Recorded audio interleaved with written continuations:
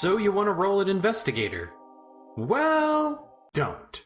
Not gonna sugarcoat it, folks. I don't just dislike this class, I don't think it should have been a class in the first place. I'll save my major criticisms for the end. So if you're just interested in learning what the Investigator does, here's what you need to know.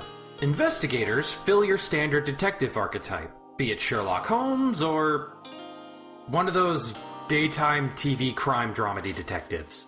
This is your brain over brawn type character, for those that want to roleplay as the big brain without any actual big brain requirements like daily preparations.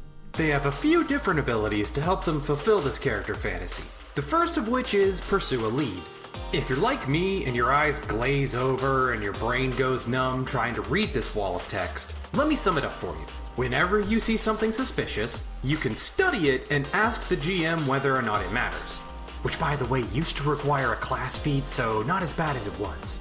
Any skill check you make that could plausibly lead towards solving one of these mysteries gets a small bonus, which only goes up at level 11. Please, GM, convincing the blacksmith to give us a discount on these weapons is totally relevant to the lead I'm pursuing about a missing tavern keeper in another city. Certain class feats can expand your ability to apply this bonus, such as letting you pause an investigation in case you need to do some side questing, or gleaning more info from a single clue. You can even give it some uses in combat, like adding the bonus to saves against creatures connected to your investigation, or giving the bonus to an ally's attacks against an enemy. There's actually quite a bit of emphasis on loaning out one of your core class features to other characters, especially via the second part of this ability, Clue In. It's the aid reaction without the extra skill check.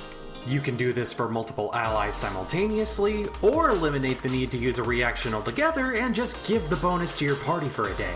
Yeah, that makes sense. Clearly, I made a character kitted out with every ability to enhance my skill checks because I wanted other people to roll them.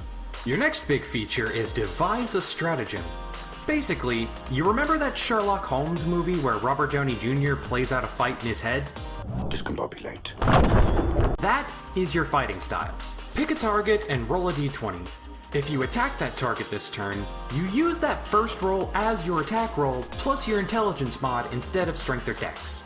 Assuming it hits, because why would you attempt this if it wasn't a guaranteed hit, you also get some precision damage. But if the roll sucks, don't sweat it.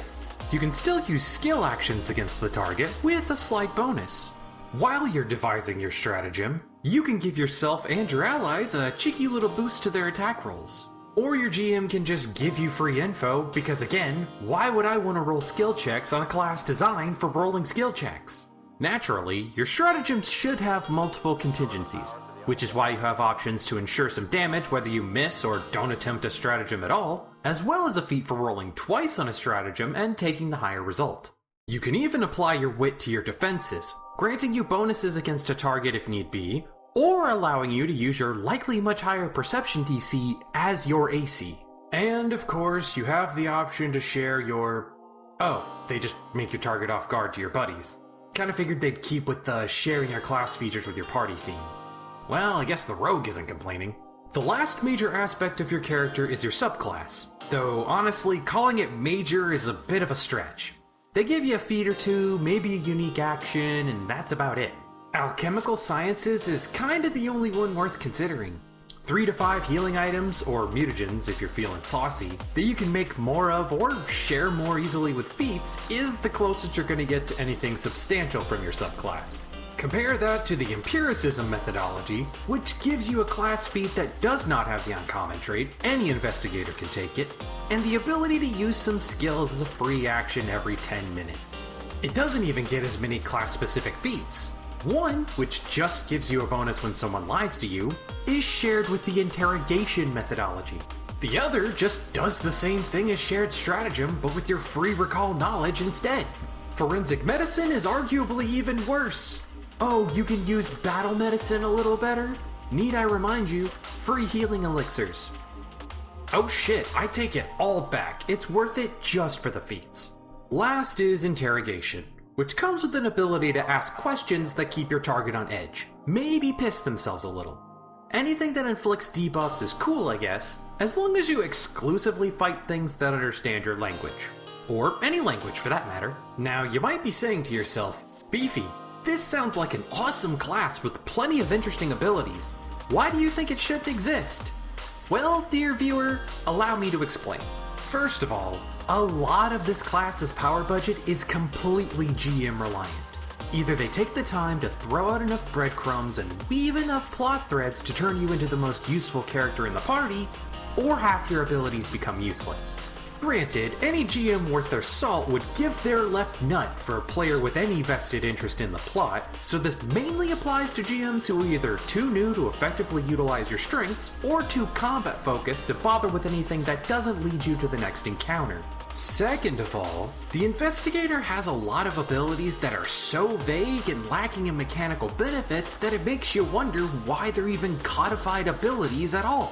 I mean, what is the actual functional difference between this level 1 class feat and this level 19 feature that both essentially just tell your GM to hand you their campaign notes? On top of all that, the class as a whole is stretched so thin. Like they had a really neat set of core abilities and had to scramble to wring 20 levels out of it. For fuck's sake, it's a martial class with as many feats as your typical caster. Even with the practically non-existent subclass options, there isn't enough variety here to justify the Investigator as a whole-ass base class. But I think the best way to illustrate my point is to look at the capstone feats. For playing your class all the way to level 20, your reward is either saying fuck it and getting your Pursue Elite bonus on everyone, or more accurate recall knowledge checks. The Investigator has some really cool abilities, and I wouldn't begrudge anyone who wants to play one. All I'm saying is that if I had a wish left over after the genie already granted me 2 puppy girls, the Investigator would never have been more than an archetype.